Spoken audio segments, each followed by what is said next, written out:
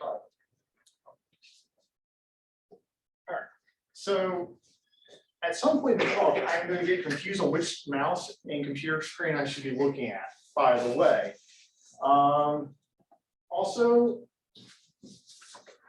because of partially laziness and partially being requested not to, I didn't change most of the examples. So the bat stuff from Halloween from whenever I presented this last time will still be there. So fun stuff. And if you were at my talk in the fall concerning group numbers, elliptic curves, and modular forms, at no point in this talk will you all get confused. Because modular forms, once you get to that part with elliptic curves, you're either talking to a room full of people who already know all of it, or have no hope in knowing all of it that day. And I'm used to giving that talk to a room full of people who already know it in their sleep. So when I was making that talk, that was a fun thing to remember. Yeah. So I'm going to talk about visual cryptography, but multiple topics in visual cryptography. And to make sure I'm near the mic, I will stand there. Which includes the traditional scheme that was introduced in the early 90s with Noer and Shamir, and color visual cryptography, which I think was 2003, recursive visual cryptography. And then combining both the schemes, a student of mine several years ago, we combined color and recursive. And later on, we did spherical visual cryptography. Unfortunately, we're not proactive enough to bother to write papers on those yet. Okay, that's on the to-do list. Anyway, so in 1994, Noer and Shamir introduced visual cryptography as an example of K-out in secret sharing. So the idea of K-out in secret sharing is I will take my secret, I will split it up into n components, and I'm going to share it among n people. And the idea is if I have this, K of them can take what they have and combine it and get the message. So I believe that was an idea proposed in the 70s, and I had it in my head that visual cryptography was like the first example of it. Now, the idea of visual cryptography initially was we're going to take a bunch of images and kind of split it up this way using transparencies. So that's already going, okay, this is a very novel way to do anything because you're taking images, breaking them up for transparencies, which already makes it go, okay, is this really cryptography? Because it doesn't really require any cryptographic knowledge, doesn't really require any math, so to speak.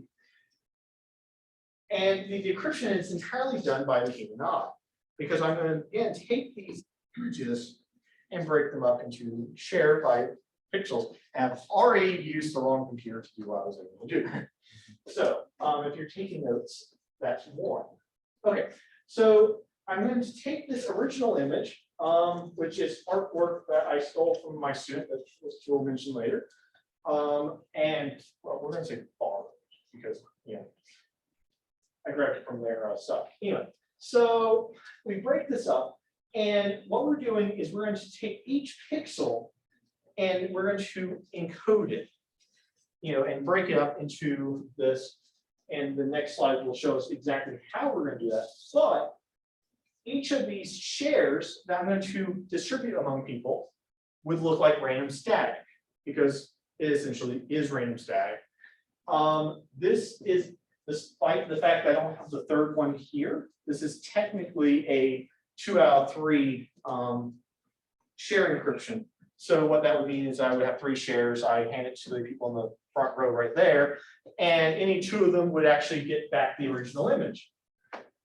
And since it's abstract art, they would probably go, huh, that's really cool what random stuff you can get from static. But if you have a 2, if you're keeping track, I'm going to continue to use our wrong computer all day. Okay. Anyway, so what we're going to do is we're going to now talk about how this process is done. So, like I said, we're going to take these overlaid images together, and visually we're going to decrypt it. So how do we do that? is if I have a black pixel on my original image, I can split it up into this 2x2 grid where when I overlay like this particular one onto the other one, this black pixels will overshadow these white pixels that would actually be clear on transparency. Again, the original idea is you print these out in transparency and you can kind of imagine how many transparencies eventually become problematic. This is also a very dated talk because if you don't know about transparencies and overhead projectors, we're out of luck. Yeah, I think in 2 years I won't be able to give this talk. So anyway, but visually, these combined look like a black pixel zoomed out. And we can do a similar type of thing with white pixels, where we overlay them together. And in this particular example, I want them to perfectly match. And that will look white, really kind of gray. But if we go back to the example we had prior, notice that this is a lot darker. And where we had lots and lots of white, like right here, it's very gray, but it's not black, and our eyes can see the difference. And that's the really important part. So again, we overlay these together, and we have to do this with each pixel in an image. And for this particular scheme version I'm doing, where I expand each pixel by a 2x2 expansion, that doubles the size of the image already. You can kind of guess this is going to become very annoying and for coding and if you care about space. And again, that's only for 2 out of 3 secret sharing. And to be honest, the only reason I do 2x2 is because it maintains the aspect ratio. Because I like my images to look correct. Anyway. So yeah. Now you might be wondering why okay, if we want to go higher in the dimensions of say 5 out of 7 secret sharing or 13 out of 20 secret sharings, obviously we're going to have to expand the image quite a bit more. And then it's like, okay, well, what does it mean for it to be a white pixel? Because if I'm sharing all of these images with all of you, you're going to very rapidly figure out kind of what white pixels are if they have to perfectly overlay. So if it's a white pixel, that grid would then be identical from Kyle's to I don't know your name to I don't know your name to. And you go, okay, I know these white pixels are here, and that kind of defeats the purpose.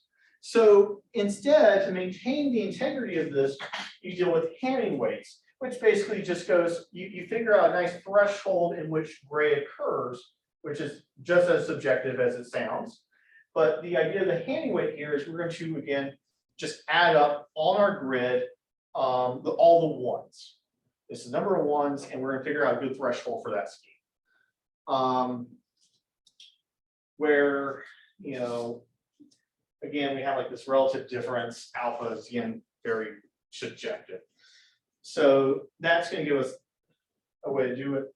And if you like to see it more kind of formally, if I do this for a 2 out of n share, so again, I just care about any 2 people for 20 shares I may have produced, they can get the image.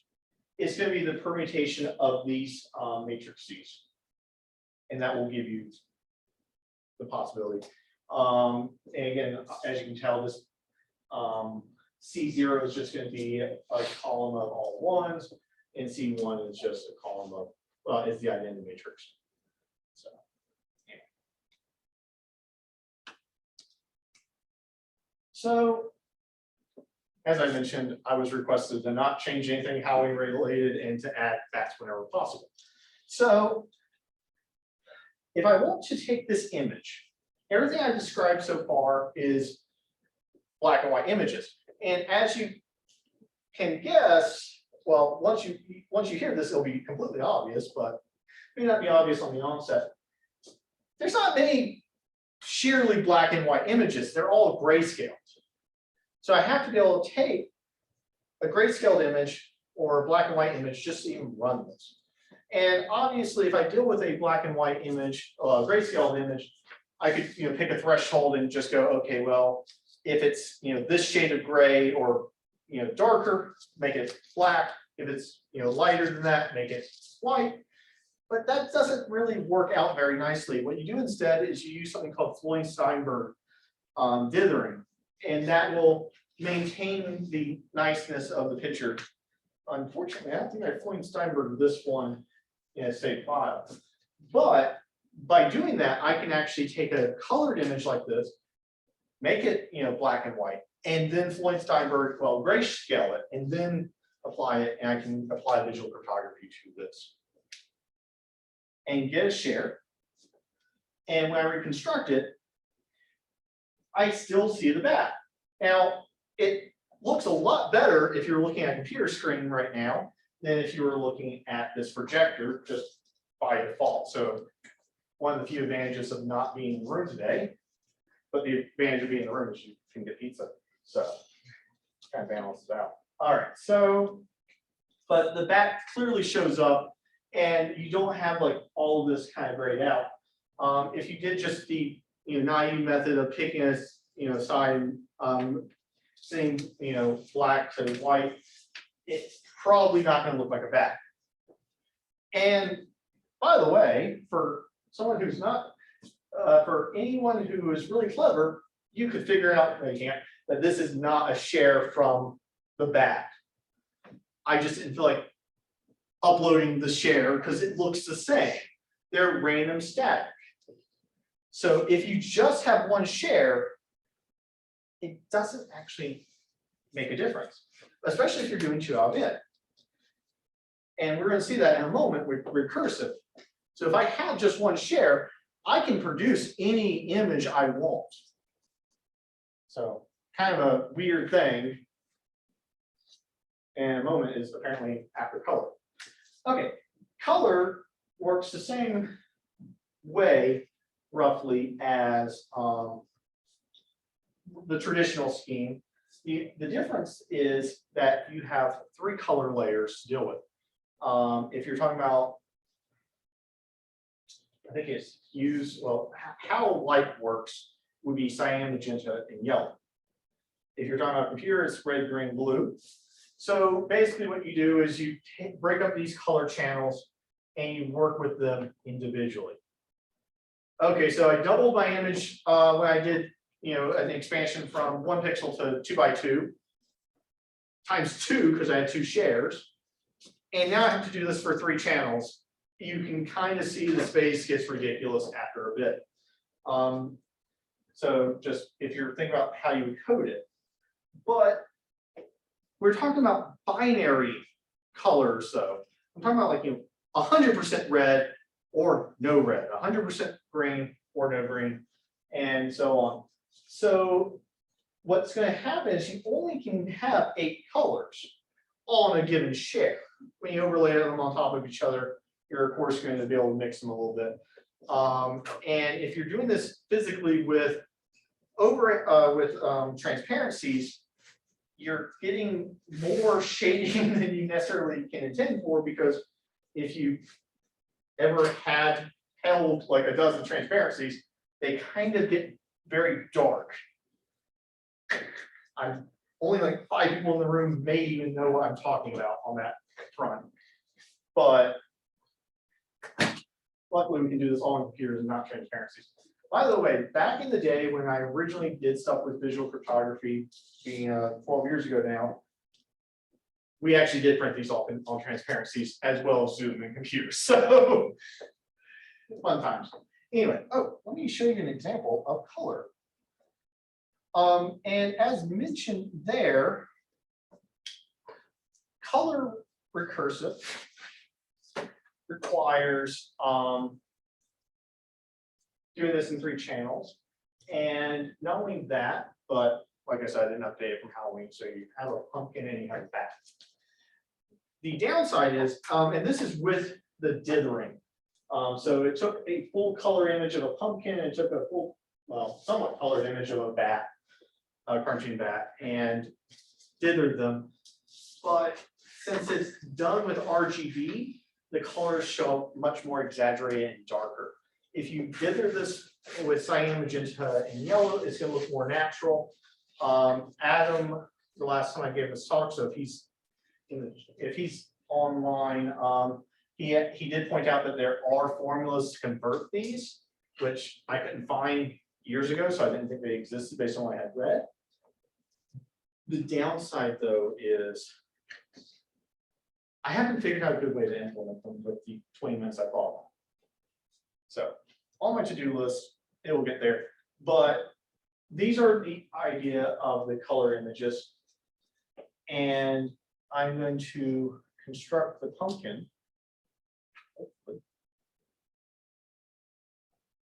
I'm going to. The downside of this as well is lining them up. And the other downside, there we go. Two possibilities just occurred. I moved the mouse. Is that the case? All right. So the downside of color, is if you're at your computer screen at home watching this, you can angle yourself to your computer monitor just right and see the pumpkin. This is what we tested with a minute ago with the other one. It just, I was kind of worried that color wouldn't do right. So what happens is projectors, LED monitors, and CRT monitors project things differently. So if you were to run this code on a CRT monitor, you would line it up, it would show up perfectly, and you wouldn't realize any difference. On an LED screen, it depends on where you're sitting in conjunction to it. If it's a projector, we're just screwed, apparently. If you really want to see how it looks at the end, I'm more than happy to pull up the code and show you, and you can angle yourself, but take my word for it. I see the pumpkin. Yeah, no. By the way, I should point out this was actually a frustration several years ago when I was writing some of the original code for this with a friend, because what happened is we didn't know that the monitors projected differently, and we're sitting an inch away from the screens, essentially trying to make it work, trying to line up the pixels perfectly, and out of frustration at the same time, we both rolled away from the computer, and it was like, and now we're like 5 feet away. We're like, oh, this worked 2 hours ago. We just couldn't see it. So it's a very annoying thing, but I apologize. If you want to see the pumpkin, then let me know. Yeah. Unless you're watching the video. So that was color. The more interesting one, though, is the one I find a little bit more interesting is recursive. And what recursive does is it lets us hide multiple shares inside of one, multiple images inside of one. So a few minutes ago, I basically said, if you have a random share, you could basically construct any image on it, which makes kind of good sense because you're like, well, if I have a random share, it looks like static, it follows a particular Hemingway pattern. So if I just know what image I want, I could just match it. You know, so it's like, so for instance, I give Kyle a share and he just leaves it lying around, and Travis decides he's going to be very malicious, finds the share and goes, I'm going to mess with Kyle. I'm going to convince him that I have the second share. Travis picks an image that would meet the right size criteria, and then just goes through it and goes, okay, well, here I have a black pixel. Well, on Kyle's it's this. Okay, so I just need to copy it. Okay, here I have a white pixel. So I need to just copy what Kyle had. And then he goes up to Kyle and go, I found this random share on the ground. I don't know what it means. It looks like static. And Kyle goes, hey, I have a random one too. Let's take a look, see if they're the same message. And then he can convince, you know, Kyle that, oh, you have the other one. So, but of course, Travis would never do that, right? Mainly because it's a little bit of work, too much work to convince someone a lie. But keeping that in mind, that we can alter these things to maintain the same image, I can hide another image inside. And I can do that right here by, these are the full share of my main images. So the bat image that we did earlier, essentially this would be share 1, that's share 2. And what I decide I might want to do is go, I could put another image in this corner, and I can put its corresponding share in that corner, and they're all offset from each other. So what I end up doing is embedding the actual shares of a smaller image in here, in there. But what happens when I do that is it messes up the original share, right? So what would occur is if I made that modification at R and R1 and R2, I overlay these together, and now suddenly these are just static and garbage. Well, then I just correct it. I just correct C2 to be what C2 needs to be to make the image look correct when overlaid on top, and C1 to be the correction for R1.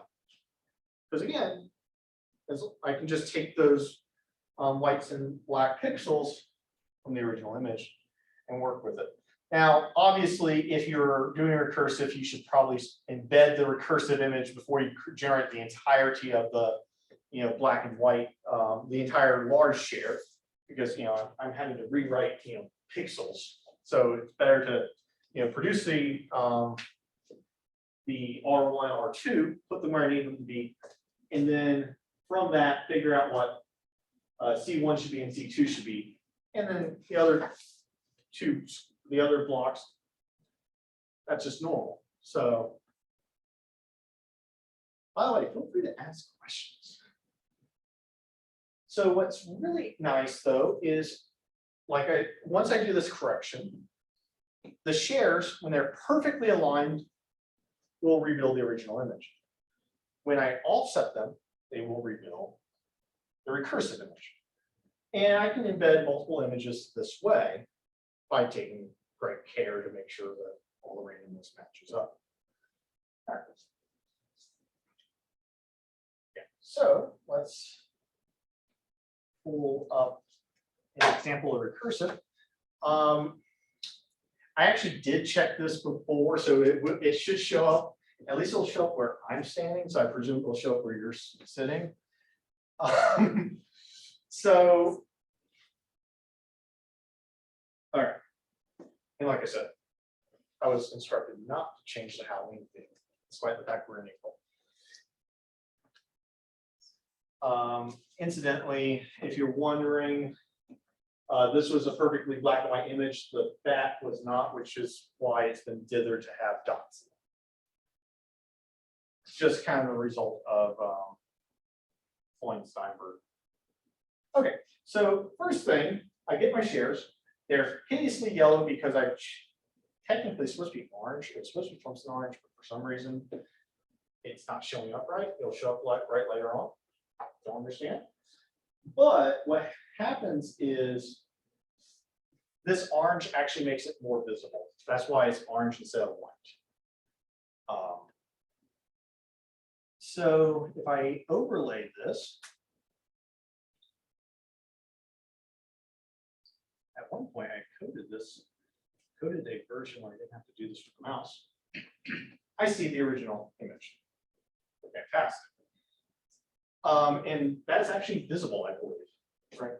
So you all now believe that this actually works and not just, I wasn't lying, standing here saying I saw a pumpkin. I understand if you think I'm crazy, but I did see a pumpkin. Okay. Now, if I offset this, there's a reason why there's black and white, black line in the middle, if you can see that.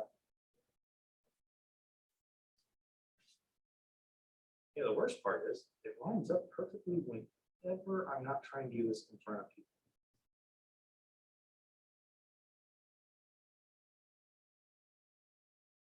All right, somewhere in here there's a bat.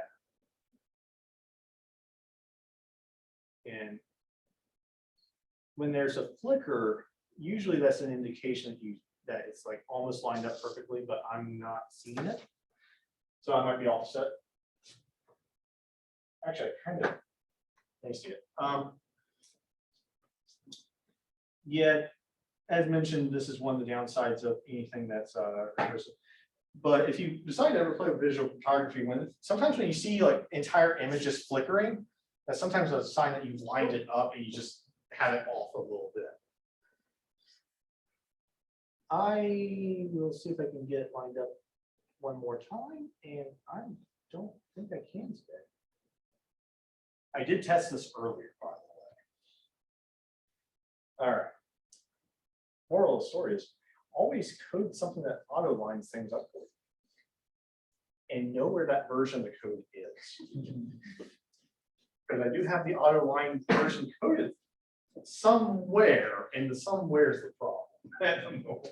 Anyway, but it would look exactly the same. You just offset it, you see the that. So lens-wise, for their high school senior project, and they're currently at the University of Southern California. So in the abstract, I just copied and pasted from a while back and didn't update any of it. And then after I sent it, I was like, oh, oops. I'll correct it in the thing. So they're no longer at App State. They graduated. Now they're working on the PhD at Southern California. We combined the color and recursive to produce color recursive visual photography. And as mentioned, we haven't bothered to even write a paper on that. It's one of those things where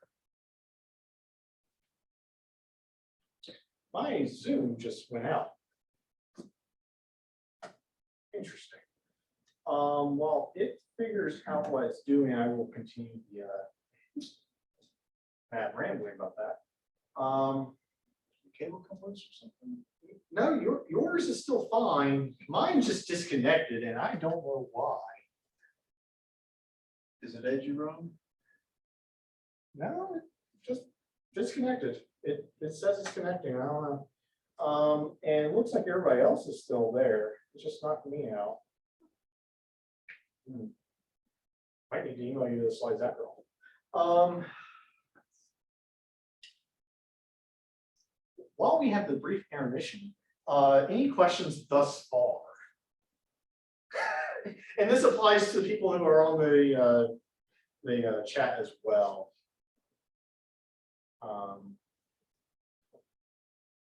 No questions?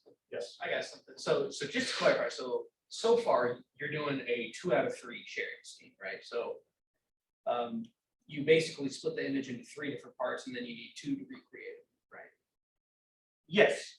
Okay. And that's just for convenience of maintaining the pixels to look the image to maintain its aspect ratio. Because when you look at, like, if I do just a 2 out of 2 share, you're extending it by a 1 out of 3, 1 out of 2, I believe. 1 out of 2, 1 out of 3. Yeah, 1 out of 2. So it elongates the image weirdly, which, while it works, it doesn't look desirable. My internet is back up, so let me re-find the Zoom link. Continue asking questions. All the things. What's weird is I've never seen it just disconnect in the middle like that. That would have been very exciting if I wasn't here. You're like, Marvin just fell on his own talk. So with the recursive cryptography, I think you were saying that it would be possible for us to embed multiple different smaller images in a larger one. Yeah, so what would happen is you would just, let me make sure okay, good. I wanted to make sure that I didn't do double feedback and making myself, I will get to that. It's just, I don't want to accidentally make someone else co-host and then they get really confused or worse. There's one I can take on there. Okay. But yeah, so with regular recursive cryptography, let me go back a couple slides so I can point. Yeah. Oh, well, actually, this one's probably the first. While I made myself co-host, I did not share my screen. I never said I was smart. And, I am co-host. Where is the? Okay, there it goes. Yeah.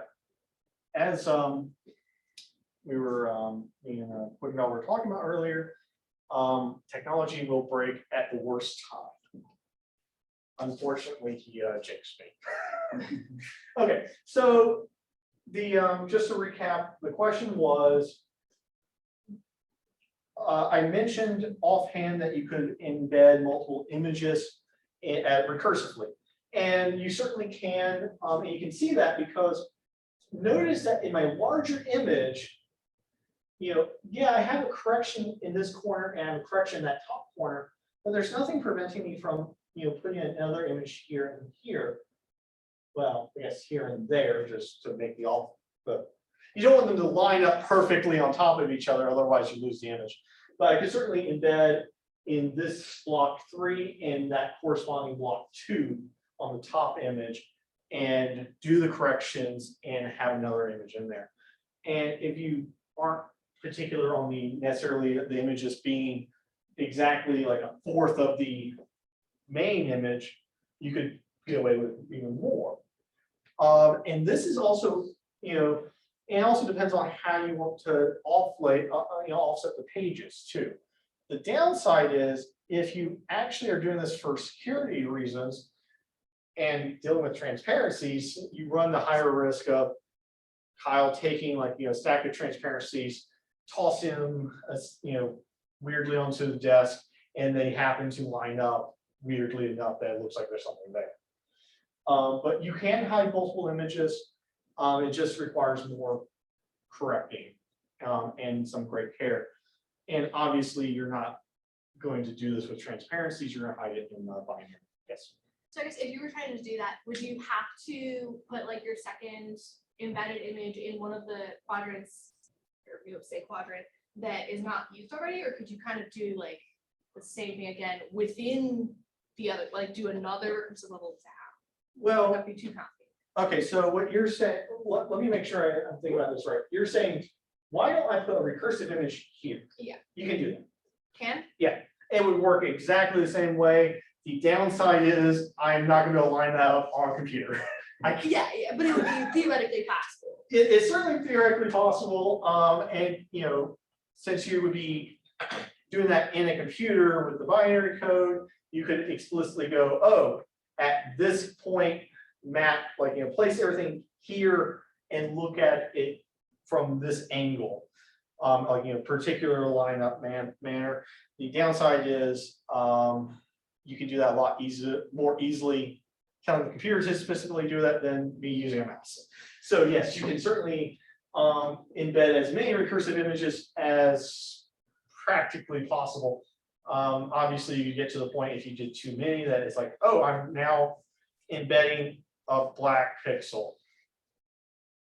And that would just be like, fair enough. Okay. But that makes sense. Cool. All right. Oh, and just imagine the poor high school student that had to learn all this, learn how to program this, and learn LaTeX in their senior year of high school. There's reasons that they're in a PhD program now for math at Southern California. Okay. And again, being a horrible person, not correcting everything, but being a wonderful mentor, I stole their diagrams. Okay. That's the benefit of them giving this talk originally. So after we had done color recursive, the next question was, what about surfaces? And the reason they came to me and asked about surfaces is because at that point in time, they were taking me for calculus 3. And unlike the rest of their classmates who were horrified by the notion of doing anything with the surface, they were like, wait, we have all this stuff over here in 2D. Why don't we do this in 3D now? Because Calc 3 was 3D. And it's like, okay, well, that's a fairly good question. And the only place I've ever seen anyone mention 3D visual cryptography is someone, I think 2 years ago, said something about they'd never seen anyone do it on a surface because they hadn't gone to MAA talks at that point, where Lens Wise has, I think, presented this twice. or to Clemson's Math Club, where this is the second time I'm presenting it. And we'll get there. Okay, so the idea is we want to look at a sphere, but if you're talking about an image, well, one, if you're talking about an image, images don't correlate to spheres very nicely. You know, you have stereographical projections that will take a sphere very imperfectly to a flat image, which is why all of the maps you have some type of compromises. So you already have an issue there. But then you also run into another issue of, well, you're doing this in a computer. Computers don't handle continuous things really, you fake it. So, okay, well, when we say spherical, we're going to look at a cube sphere, which is when we take a cube and build it up to a sphere, kind of like primitive graphics. And you can certainly do this with other platonic solids as well. So what happens is I will take like a cube, which has 8 sides, and kind of triangulate out a bit to get this interesting shape. Wagner has a book on this. And so we kind of get this nice approximation. But the really nice thing about doing a cube is I can think about this one image, this one image, this one image. Like, you know, so each face is actually an image. And then you just make it weird looking shaped by playing with pixels a little bit. And what you can further do with this is you go, okay, well, somehow you have to save it into a computer. And when you save it into a computer, you have to worry about, you know, you don't want it to be saved in such a way that it's obviously overlaid in some form or fashion, that it's a sphere and stuff like that. But you can kind of think about how you would save it into an array. And you can, like, you know, kind of sit kind of like this. But the problem if you do it this way is if I make my shares directly based on this dynamic, then suddenly I make my shares and I distribute the shares out, and you go, well, you drop one on top of the other and you go, oh, crap, I didn't hide anything in a convenient way. But with the cube, if this is share 1, I can offset these because it's a sphere. So my shares are spherical, they can rotate in space. So there is no reason that I have to, you know, maintain some, you know, connections, like, you know, the faces still have to be adjoined in the same way, but I can do a permutation of them, maintaining that in such a way that these don't overlay. And that would be, you know, what you would want to do data structure wise. In terms of actually dealing with the image, when we were looking at a triangular shape, we had a bunch of weird triangles. So what this is it's a flat version of what we would have seen, where I have my image done. So basically, if this was on the cube sphere, this point would kind of project out to you.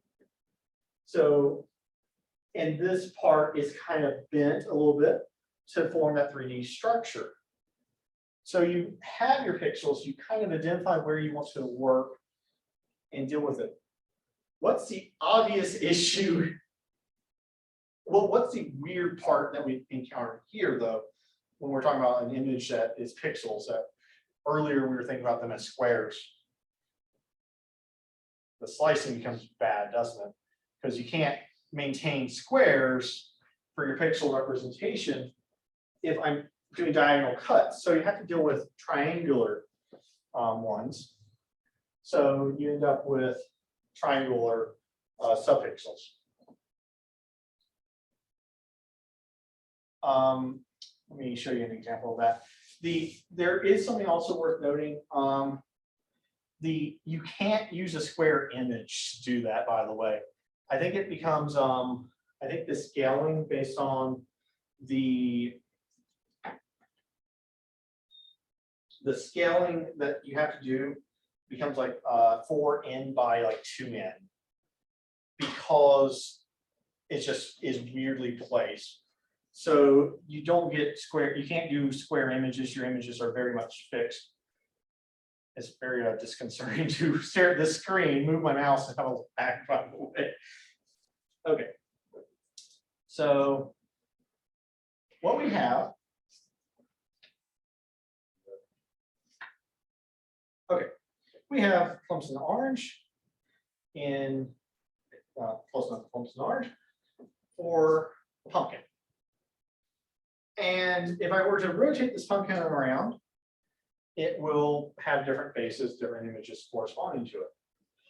And the nice thing is, I can run visual cryptography on this. It follows the exact same scheme. The only really interesting part is kind of how the image size varies. I only bothered to do this for a two shared version because when you start, it's already annoying enough if you want to write a program to move multiple shares around in space. You could have buttons that change things. But when you're talking about rotating 3D objects, it gets even more convoluted. So, but there's no reason you can't go higher. And there it produces the share. And if we're really lucky, there's the reconstruction. It is very, very dark, but I think it should be visible back there. And it follows the exact same scheme. But the really nice thing about this is you have an image here and you could rotate. So there's no reason I can't actually hide even more images in this. Because as I mentioned, you can have each share is a blank version, and you can just complement or copy to get the other one. So there's no reason that you can't produce multiple recursive ones by taking this particular face, rotating it to the other side, and you're going to run into a limiting factor, which I've not worked out on the number of faces you can do, because at some point you're conflicting, but you can certainly do that. The other thing is, with this construction, when I rotate the pixels, they land in a certain way. So when I rotate this, and I think F is a rotation that turns it by pi half, the face by pi half. I now have new alignment. Obviously, it's garbage in this version of it because I don't have a recursive, but you can kind of see that you could potentially hide more images that way. The downside, though, is, like I said, you have a limiting factor on that because you have to maintain all these relations to make sure you don't lose an image as you add more. But you gain potentially a way to hide even more stuff inside the original image. And if you're thinking about this as binary, you could just kind of also have it be hiding something in ASCII potentially. It doesn't necessarily have to be an image. Just can we hide more things inside this while maintaining all those relations?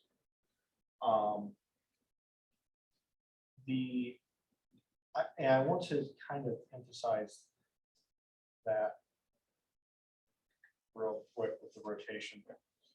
Okay, so when I say rotation, basically I'm going to take this, if I'm thinking about this triangle, it rotates to here, and it rotates to here. It can't ever become this triangle. Like just, the geometry does not work out because it's based on this. So this type of triangle, if I rotate the face, it can only go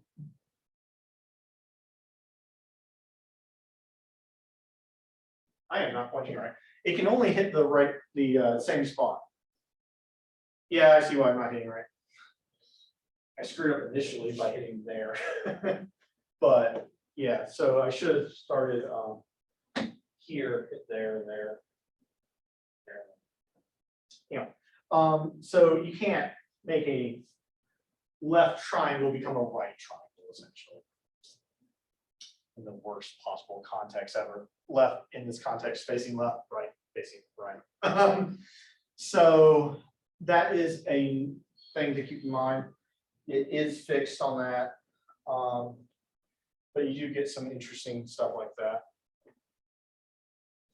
And the other question that we've thought about, I emphasize thought about, not done, is can we do this with different surfaces?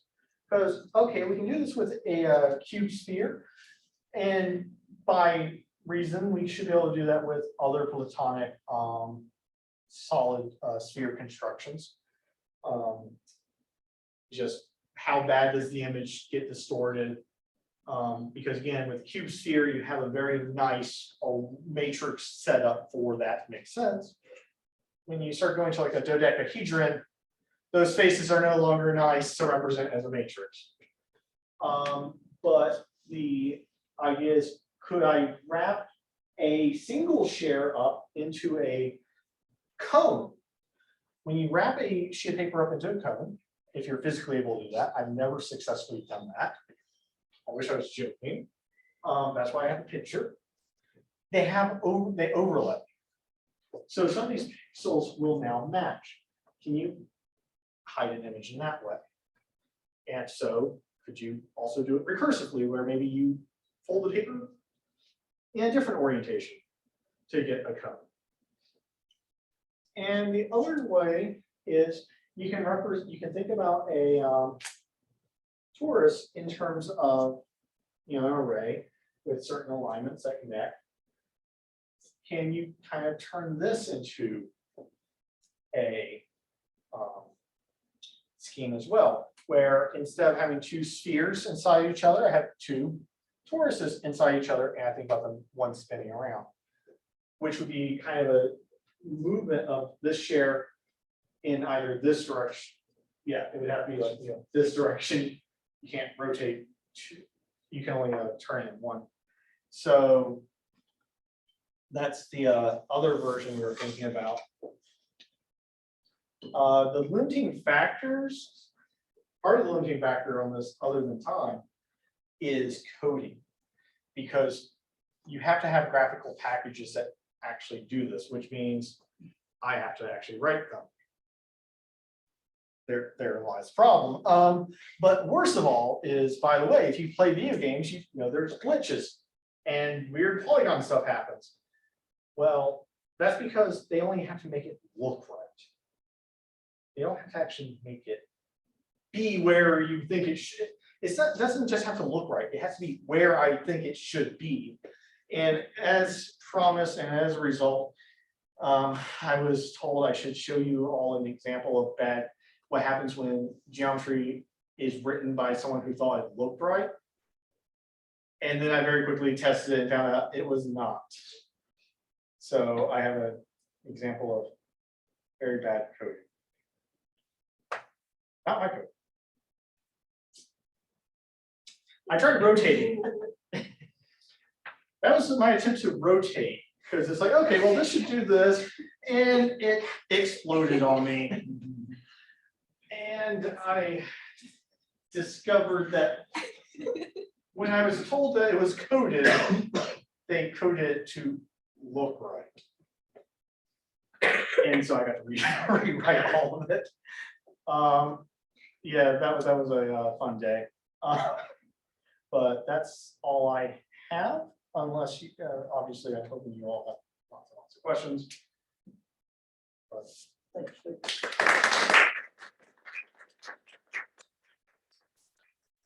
Questions?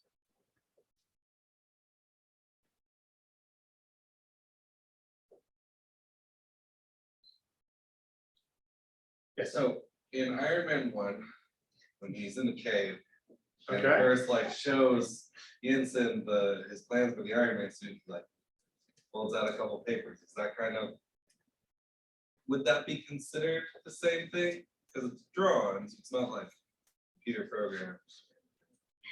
I'm having to think back to Iron Man 1. It's been a bit. Well, so he has Yeah, he has the four papers that when he puts them together, it shows the plans, but with the light. So underneath. the implication that I had when I watched that was that his computer AI was so smart that it scanned the pages and went ahead and constructed it for him.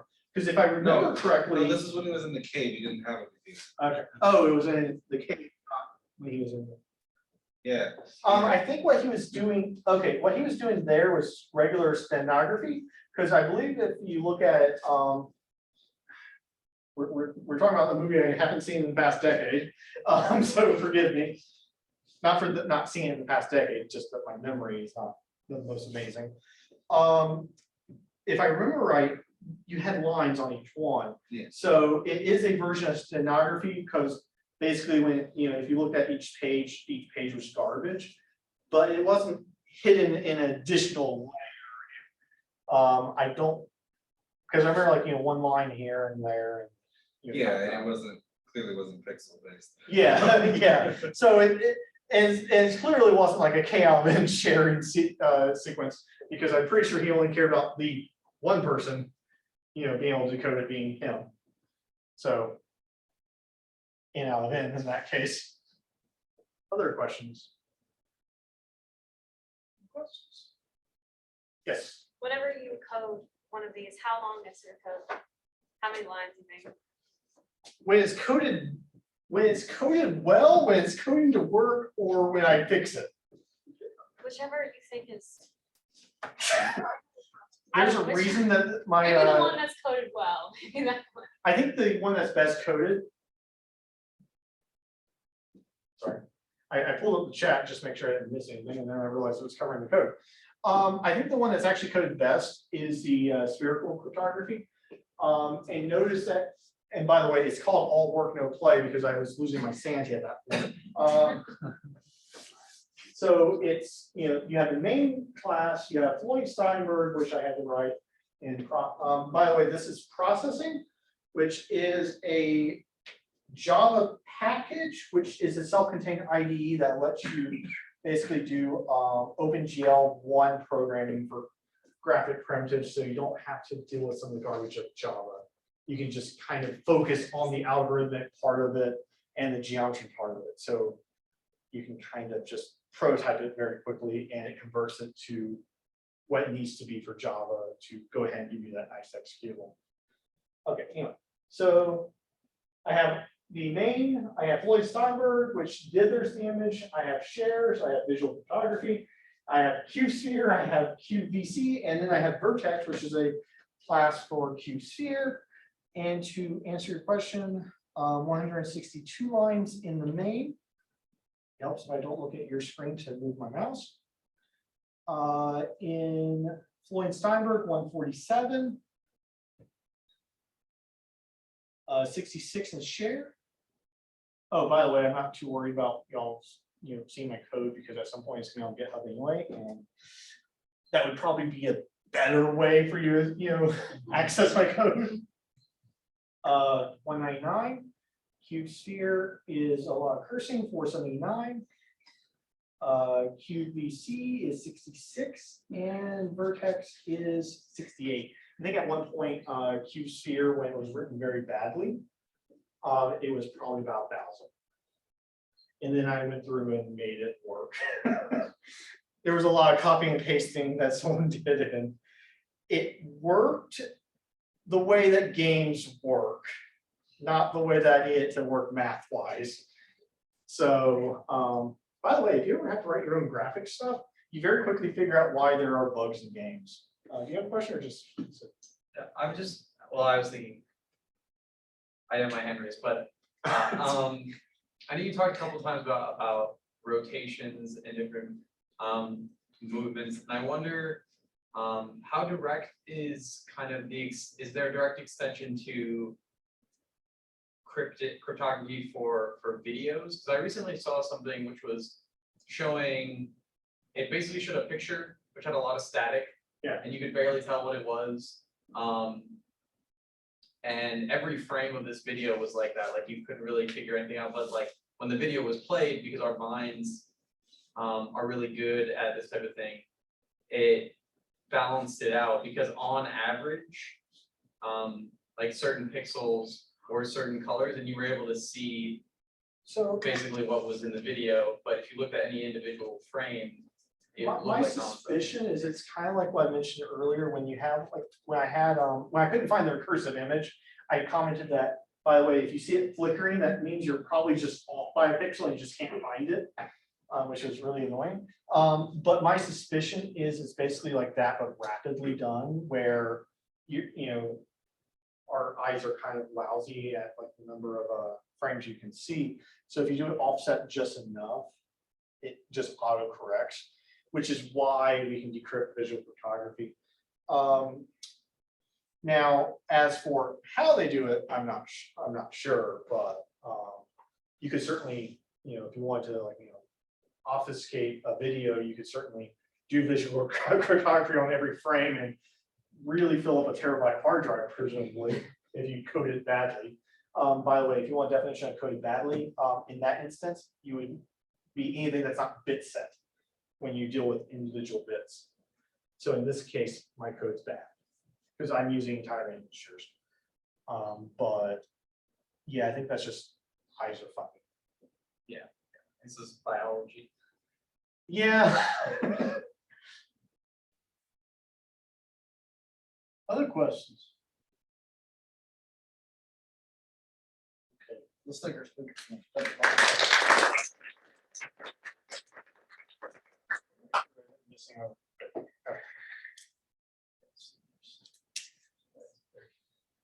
Okay, well, thank you all for coming to the math club. There may be a meeting next week. It may be Freeman Slaughter. I'm gonna try to move him back to the 15th so that we'll see if that works with him, because if so, I might put a blank on the 22nd, because I believe that's the Cyan picnic, isn't it? So I'll stay tuned for later developments. Other than that, y'all have a good weekend, and we'll catch you on the flip side.